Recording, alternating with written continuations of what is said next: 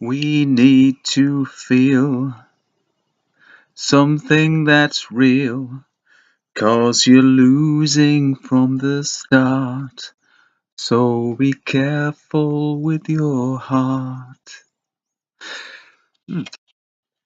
UFO? Of course, I don't believe in the little green men. Never seen one.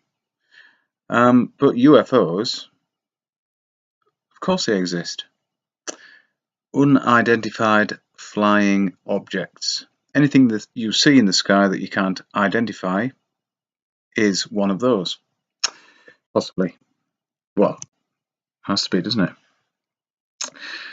So, of course, you haven't missed me, but I have not done one of these for a little while because I have not been able to get to the internet. I've been helping a friend out, and consequently, long days, and I've just got one more day to do. So it was pointless doing these and letting them stack up, and then flooding the internet with my nonsense. So I didn't do any. But I have been kind of keeping up with what I downloaded from YouTube a few days ago, over a week ago now, and I've watched Steve HV's post meetup, and seems to be going very well. And I like Steve because he just everything he says is worth listening to. He doesn't pretend to know anything. He just, straight down the line. Great job. I'm enjoying Antonio Subrat's bash at religion, bashing religion. It needs doing. It's just the same as the ball. People believe utter bullshit, just like the spinning globe. Utter bullshit. And of course, if you challenge their beliefs, it's the same response as there's no difference, in my opinion, between believing in little baby Jesus and the Christian God or the Muslim God or any of the buggers, and believing in a spinning ball. There's no proof for either or any of them. Therefore, you have to have a belief. It's not knowledge, it's belief. And we all know that belief is, well, it's the enemy of knowledge. It takes the rum up of knowledge. It poisons your mind against reality, the truth. The truth isn't subjective. Go out there and look at reality. That is objective. A tree is a tree. A hill can only be a hill or a mountain, but there's even categories for those. And water, the sea, the lakes will always be level. The weather has just picked up this yesterday was pretty good. Today being Friday, the 4th of July.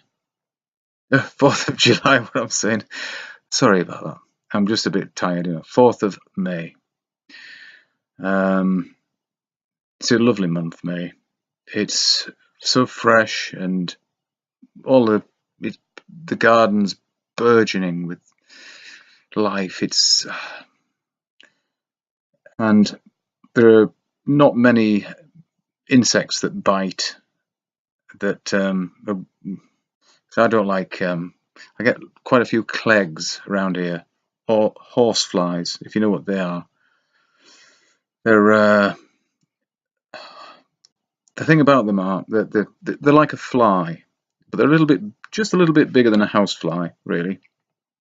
But when they fly towards you and land on you, They do it silently, so you don't know until you feel the pain of them biting you. And then I react to midge bites. So I swell up, but clegs, as we call them, horseflies, are painful when they bite you, which midges aren't. But I swell up like a golf ball sort of size swelling when I'm bitten by one of those. Half of golf ball, not a. You can imagine it, maybe. And very, very itchy afterwards. And of course, you rub yourself raw while you're asleep, mostly. And it's very difficult to get to sleep with trying to stop itching. So, but this time, I've got MMS, and I'm going to try that. The mixture: distilled water, 3 drops of MMS, 3 drops of activator, and it's supposed to work wonders on the skin as well. So I'll definitely do that.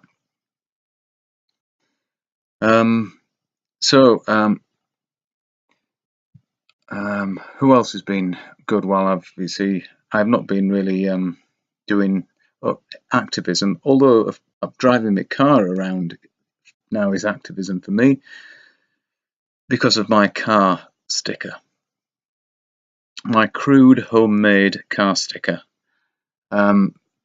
Nobody's come up to me and said, "What's that?" yet, but maybe. But like I said, there's very few people around here, so. But I have driven to my friends every day, and we've been out in my car to get supplies and stuff. And every time I park it, I park it with the sticker on show. I'm thinking about that all the time. So hopefully many people have seen it. I don't know. But as yet, nobody's come up to me and asked me about it, which I'm really hoping somebody will. And then I can tell them a few things. Actually, one day I had, it was Wednesday, I had the day off, and went with another friend to, well, just let's say we went to York, and while we were in York, in this place, I did a little bit of activism. It does feel good, and all you're doing is waking people up. If well, I can't claim to have woken this person up, but at least they will probably look into it, which it's the best you can do, really. If anybody just says, "Oh yes, of course it is," without realizing it first, without any knowledge of it, when I'm saying, "Of course it is," of course, water's level everywhere, and it can't be a ball, and but if they react immediately to it in the affirmative, I wouldn't trust that response, because I know everybody's different, but I would think the vast majority of people would really have to consider that and the difference it makes to you, or could make to you, that knowledge, when you actually do realize it's true. It is quite disturbing at first. So if you just say nonchalantly, "Oh yeah, of course it has to be, doesn't it?" They're either just, what's the word? When people pretend to agree with you, but they don't agree with you. Humouring you, that's it. They're either just humouring you, or they're just trying to probably just, quietly quieten you down and walk away, still facing you, so they don't so they know that you're not going to run after them and stick a knife in your back or something. Oh dear, but people who know the Earth is flat, they're the most real people. They're the people who have managed to break free from the programming. Now, I'm not saying I'm a special person because of that, but when I did go to school, although I did quite well at school, in the top class and all that, and I'm not saying that to boast, because when I went, I was in the top class for a while, but then I discovered other things, as you do, and kind of thought, this is just bollocks, really.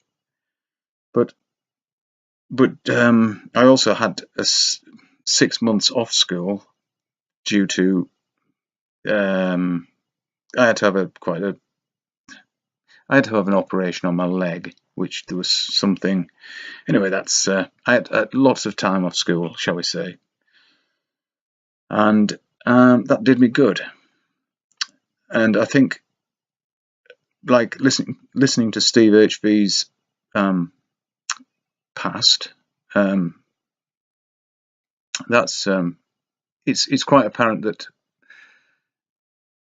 I think if you weren't subjected to the intensity of the programming that you get at school, you've got more of a chance of realizing reality.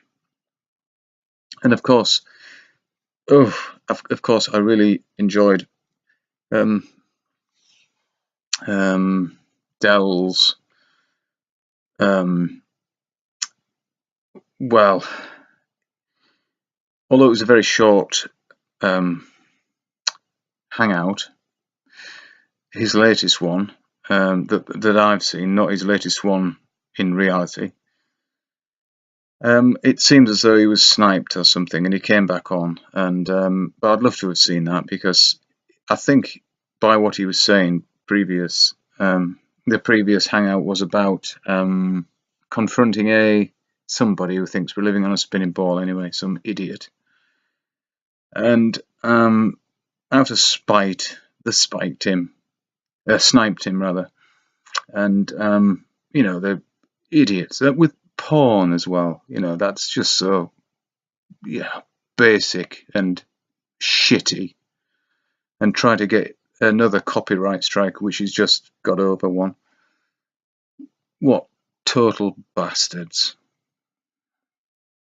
So, and also Merle. I really enjoyed Merle's, because I'd just seen his third hangout, and that was great with the Doctor Who stuff.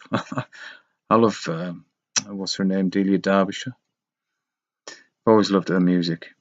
I heard a program on the radio years and years ago, Radio 4, about her and her electronic wizardry, and brilliant. And of course, Pete and Peter, who just, the great lads. And they spoke quite candidly about their past, being fucked up. They say everybody's fucked up. And they're quite right.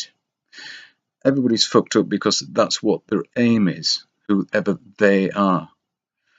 They don't want us to live a nice, quiet, gentle existence. They want us to be hating and fighting, and they want us to be ill and suffering, and they want us to live in fear.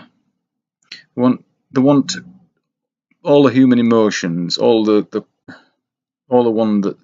ones that threaten the stability of society. Yeah, that's how I see it.